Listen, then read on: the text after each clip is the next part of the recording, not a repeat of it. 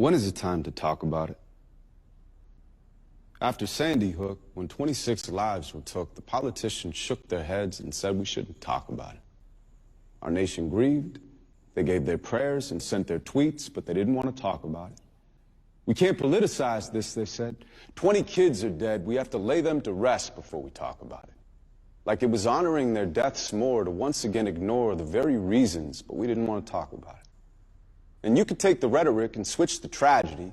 I couldn't tell the difference, which is obvious insanity, but I was just as culpable for what I didn't do or say, because honestly, it hurt too much. I didn't want to talk about it. Well, now I want to talk about it. Private guns have killed more Americans since 1960 than all of our wars combined. Now, personally, that's a statistic that completely blows my mind. Or what about the number of our gun-related homicides? It's higher than any other developed country by 20 times. And that's not only crimes, because on the average, roughly 33,000 people every year lose their lives. If that was terrorism, we would lose our minds. If that's not terrorism, we have lost our minds. In fact, maybe terrorism should be redefined, because mass shootings have become a sign of modern times. When do we draw the line? When do we grow a spine and stop using the Second Amendment to hide behind?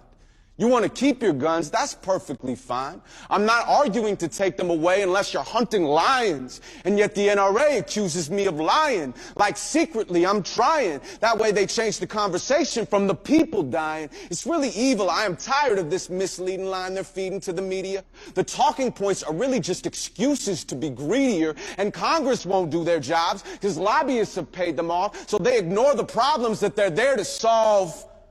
Public service has a private interest when campaign contributions make them liable to the parties that contribute. It's a form of paying tribute, but the dollars make no sense. How can a background check be something that we're against? If the prevailing argument is it's about our mental health, then it's illogical to think that regulations wouldn't help. And while the left and right fight, both are dying in between. It's not the red, white, and blue. It's the red, white, and green.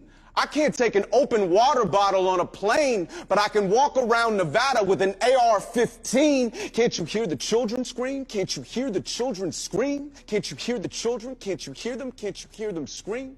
You're on the wrong side of history. There is no in-between. When you look back in 20 years, tell me who you want to be.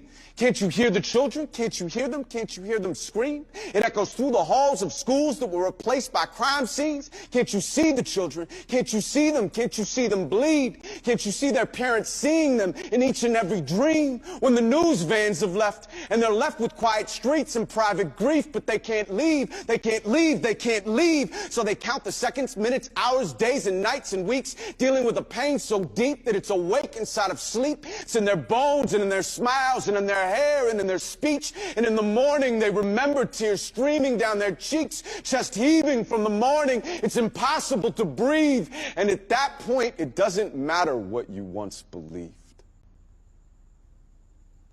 We have let a special interest hold us hostage over greed, but it's in our hands, so why are we the ones that have to freeze?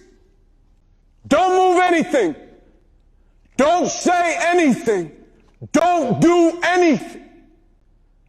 Don't change anything.